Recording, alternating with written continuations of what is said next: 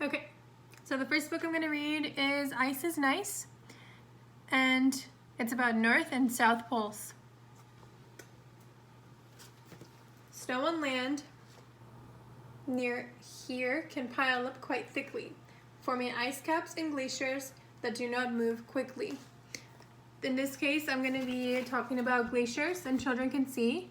I'm going to explain to them, like, look guys, this is a big glacier, and a glacier is a huge chunk of ice and snow that's piled up into a big mountain, and it's on the water. As you can see, it's on the ocean, and it moves very, very, very slowly.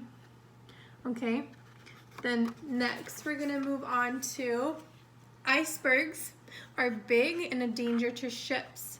Much thicker than the sea ice are icebreaker flips. So I'm going to tell them that icebergs are pretty much chunks of the glacier that I explained to them about that break off, like this chunk right here, and they're very, very dangerous because big ships like this can smash into them and they can sink them. And I'm going to tell them an iceberg is kind of like a little ice cube that floats in your cup of water. It floats like that. It's just a tiny little bit of in piece of a huge glacier. The next word that I'm going to tell the kids about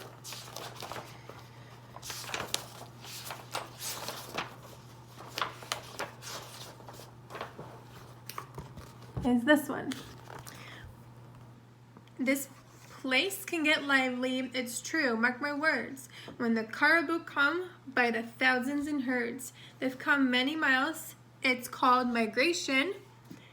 They give birth in the way, it's no spring vacation. So I'm going to tell them that when the animals move from one place to another, whenever the seasons change, so whenever, like let's say right now it's getting a little bit cold outside, the animals might think, oh, it's a little bit too chilly to stay here. They might move somewhere to where it's a little bit warmer. So they're going to move their home, their families, to where it's a little bit warmer so they don't have to be cold during the winter. And then when the winter goes away, they're going to come back to where they once lived before. And I'm going to tell them that's what migrating means. Migration means to move from one place to another seasonally. Okay.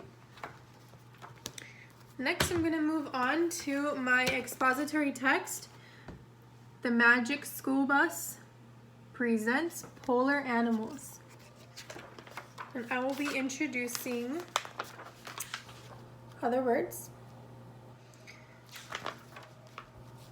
In this case, we're going to be talking about the Arctic life and musk oxen. And it says musk oxen are herbivores. They eat plants such as sedge and willow. I'm going to tell them these are musk oxen and they are herbivores. Like it says right here, and herbivores means that you eat plants. And I'm going to tell them, the kids, see guys, like they're surrounded around these plants because that's all they eat. They don't need to be surrounded by other animals because they don't eat animals. They eat plants. That's what herbivores eat. They eat plants.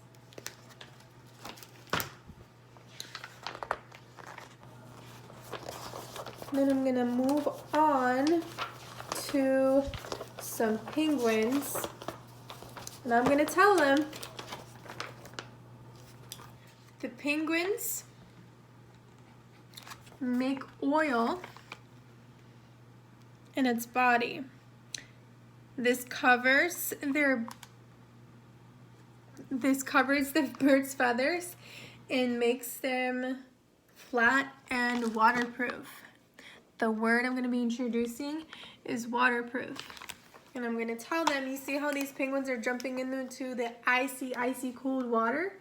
They need to be protected from the ice cold water whenever they go hunting for fish or whenever they would like to go for a swim. Just like we like to be protected whenever we go out in the rain and we wear raincoats and we have an umbrella and we have rain boots, their oil makes them waterproof and protects them from the ice cold water, meaning that the water can't get to them and make them wet. Just like the rain boots and the raincoats, And the umbrella protects us from the rain and can't get us wet. It's waterproof.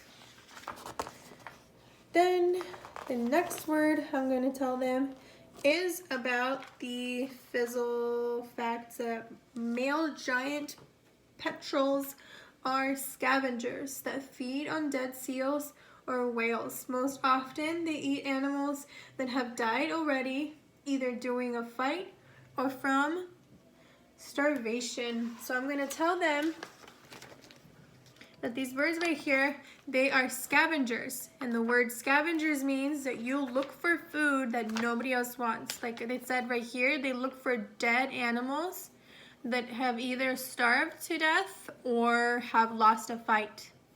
So I might give them an idea of whenever it's Easter time, if they do celebrate Easter, that they go out on scavenger hunts to find the eggs that the little bunny forgot or left out because they didn't want it.